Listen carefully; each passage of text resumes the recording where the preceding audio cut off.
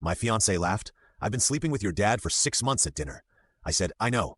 Then revealed I'd been recording everything for my mom's divorce lawyer. Dad lost $30 million and she got named in the lawsuit. I, 29 male, sat there at my parents' anniversary dinner, watching my fiancée Celeste, 27, get progressively drunker on expensive wine. My dad, Richard, 52, kept refilling her glass, giving her these little looks. My mom, Patricia, 50, was talking about their upcoming 30th anniversary trip to Italy. Then Celeste started giggling. That drunk, mean giggle I'd learned to recognize. "This is so stupid," she slurred. "This whole happy family thing." Mom paused mid-sentence. "Excuse me." Celeste looked directly at me. "Your son's pathetic, Patricia. Can't satisfy a woman. That's why I've been sleeping with Richard for 6 months. The silence was deafening. Mom's face went white. Dad started to speak, but Celeste wasn't done. "He's so much better than your son. Richer, more experienced, actually knows what he's doing. We laugh about how clueless you both are." I took a sip of water, put down my glass, looked her dead in the eyes. "I know." Celeste's drunk smile faltered. "What?" "I've known for 4 months since February." Dad stood up. "Son, this isn't what." "Sit down, Richard." Mom's voice was ice. "Let him finish." I pulled out my phone. "Mom, remember when you asked me to help install that new security system at the house? The one with cameras?" She nodded slowly. "I installed a few extra ones in Dad's home office, his private entrance, the pool house." Dad's face went from red to gray. "I have everything. Every visit, every conversation, including the one where you two discussed hiding assets from Mom. Oh, and Celeste, remember when you bragged about getting pregnant to secure the bag? That's recorded too." Celeste dropped her wine glass. It shattered on the marble floor. "You're not actually pregnant," I continued. "I know because I saw the fake pregnancy test you bought online, the one you were planning to use after the wedding." Mom stood up perfectly calm. "Jordan, did you send everything to my lawyer?" 3 hours ago. Mom, Mr. Garrison says it's the most comprehensive evidence package he's ever received." See, what Celeste and Dad didn't know was that Mom had suspected something for months. She'd asked me to install cameras for security, but really wanted proof. I found way more than either of us expected. Dad tried to salvage something. "Patricia, honey, we can work this out. Your prenup becomes void with infidelity." "Richard, I believe that's what was it, Mr. Garrison?" said Jordan. $30 million in assets plus the company shares." Dad collapsed back into his chair. Celeste was frantically texting someone. "My cousin's a lawyer. You can't record people without consent. This is illegal." "One-party consent state," I said. "I was present for half the recordings as I live there too. The office recordings, Mom's name is on the deed." She consented. "You set me up," she screeched. "No, you exposed yourself at dinner in front of witnesses." Update 1. The entitlement has reached astronomical levels. First, Celeste tried to salvage our relationship. Genuinely thought I'd still marry her. Showed up at my apartment at 2 a.m. crying. "Baby, I was drunk. I didn't mean it. Your dad manipulated me." You literally have a recording of you saying, and I quote, "Jordan's so stupid. I'll take half his tech startup in the divorce while screwing his dad." That was taken out of context. The context was, you were writing my father in my childhood bedroom.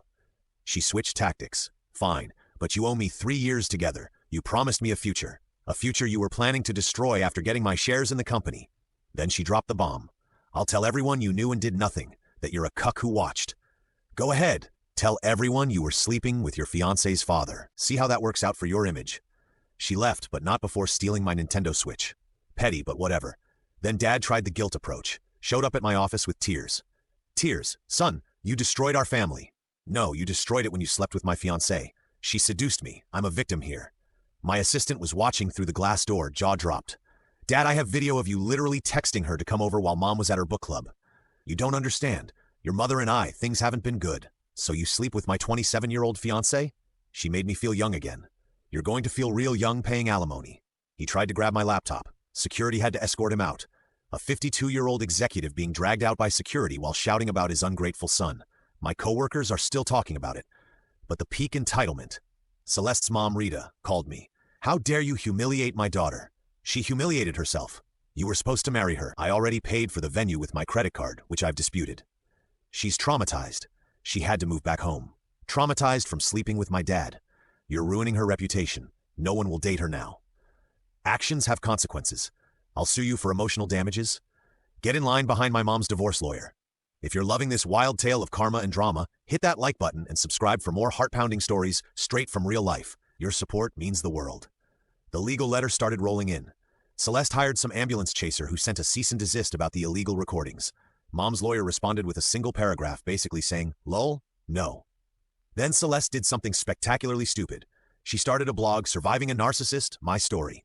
She painted herself as a victim of my psychological manipulation and my dad as another victim of my elaborate scheme. According to her, I orchestrated everything to destroy two innocent people. Problem: she used real names and made provably false claims. Mom's lawyer added defamation to the lawsuit. Update 2. Discovery phase of Mom's divorce has been illuminating. Turns out Dad and Celeste weren't just having an affair. They had a business arrangement. Dad was paying for her apartment that I thought she was splitting with roommates. Her car payments. She told me her parents helped. Her boutique she was starting selling dropship garbage. Her cousin's wedding gift, $5,000 cash. Her lips fillers, I knew they looked different. Total $73,000 over 6 months from my family's money. But here's where it gets insane. Celeste was keeping a spreadsheet, called it Operation Upgrade. The plan? 1. Marry me, get access to my tech startup shares. 2. Continue affair with. 3.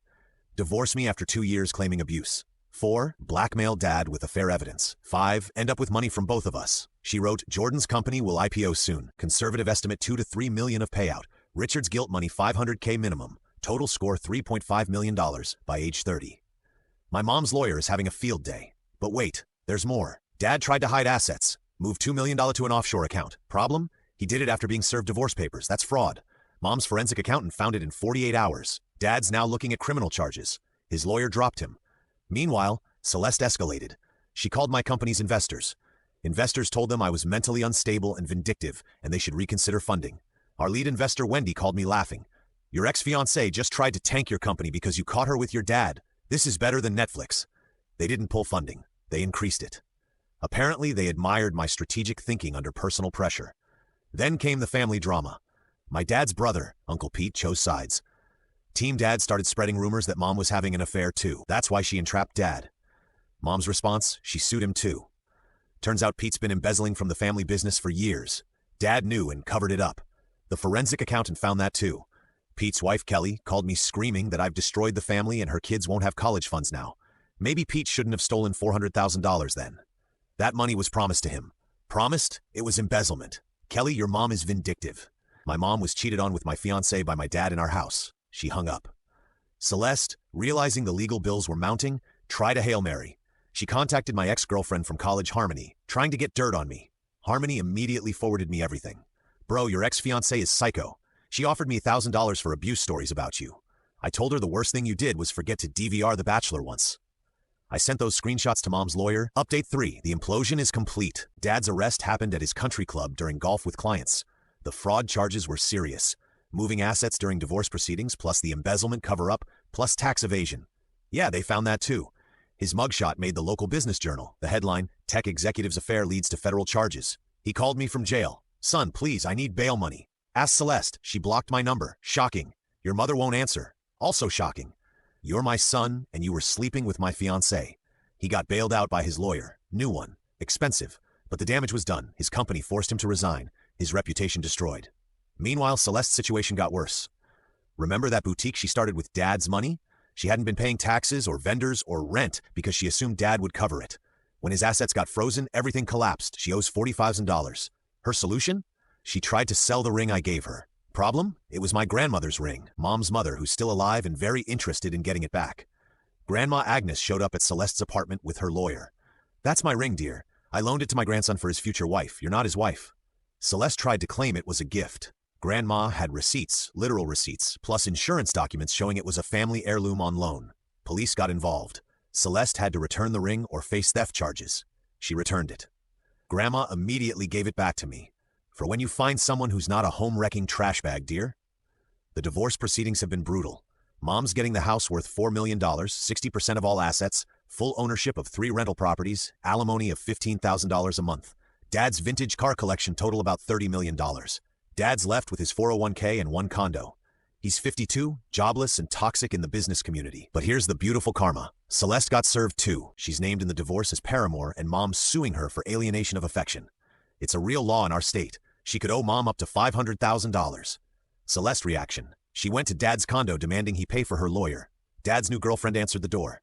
Yeah, he already moved on with a 23-year-old bartender named Bambi. Celeste lost it, threw a plant at the door, got arrested for vandalism. Her mugshot's worse than Dad's. Final update. It's over, and the ending is exactly what they deserved.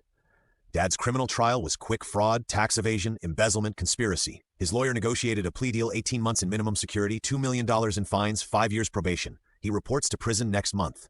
Bambi already left him for a crypto bro. Uncle Pete got 3 years. Qley divorced him and moved back with her parents. Celeste's legal situation is a masterpiece of karma. The alienation of affection suit, she lost. Owes mom $50,000. Her boutique bankruptcy, investigated for fraud because she was hiding assets. The defamation from her blog, another $50,000. Tax evasion, the IRS entered the chat. She owes $23,000 in back taxes. Total debt, $468,000. At 27 years old, she tried declaring bankruptcy. Judge denied it. Alienation of affection and defamation judgments aren't dischargeable. Her solution, she started an OnlyFans. Home-wrecking hottie was her brand. It lasted 1 week. Someone, definitely not me, sent the links to her conservative parents and their church congregation. Rita called me sobbing, begging me to make it stop. I can't control the internet. Rita, you've ruined her life. She ruined her own life when she slept with my dad. She made a mistake for 6 months. Celeste had to move back to her parents' small town, population 2,000, where everyone knows what she did because Rita's church prayer circle spread it as a prayer request. She's working at a gas station. Her cousin, the lawyer, disowned her after the fake pregnancy test thing came out last week. She texted me from a new number. I'm sorry, can we talk? I didn't respond. She texted again. I know you hate me, but I'm drowning, please. Still didn't respond. Final text. You won. Are you happy? I responded. I didn't win anything. I just refused to lose. Blocked. As for me, Mom and I are closer than ever. We're actually in therapy together, working through the betrayal. She's dating a nice guy named Eugene who owns a bookstore and thinks this whole story is cinematically karmic. The company's doing great. We closed Series B funding. My ex, Harmony, is actually our new CFO. Purely professional. She's happily married. I'm in therapy too. Trust issues. Yeah, you could say that. But my therapist says I handled everything remarkably well considering. Started dating someone new. Her name's Quinn. She's a forensic accountant. We met through Mom's divorce lawyer. She thinks the spreadsheet Celeste kept is the most idiotic thing she's ever seen in her career. Mom kept the house. Dad's stuff is in storage. She's turning his office into an art studio. Dad writes me letters from prison. I return them unopened. Celeste still posts on social media about being a survivor of narcissistic abuse. She gets maybe 3 likes, all from her mom's fake accounts. The last I heard through the grapevine. Dad's learning to play chess in prison. He's lost 30 pounds from stress. Celeste got fired from the gas station for stealing lottery tickets. She's being sued by 3 credit card companies. Her parents are considering kicking her out. She applied to be on a reality show about redemption. They rejected her. Mom's lawyer kept all the evidence in a file labeled the stupidest criminals ever. He shows it to law students as an example of what not to do. The judge from Mom's divorce case. He wrote a legal blog post about it. Names changed. Title, When Hubris Meets Evidence, a Case Study in Self-Destruction. To everyone asking why I waited to reveal everything, I needed them to feel safe, comfortable, arrogant enough to admit it publicly. If I'd confronted them privately, it would have been denials and lies. By letting Celeste drunkenly confess at dinner with witnesses while I had months of evidence, irrefutable. My mom deserved justice. She got it. My dad deserved consequences. He got them. Celeste deserved nothing. That's exactly what she ended up with. Me, I learned that sometimes the best revenge isn't elaborate. It's just letting people face the natural consequences of their actions with evidence. Lots and lots of evidence.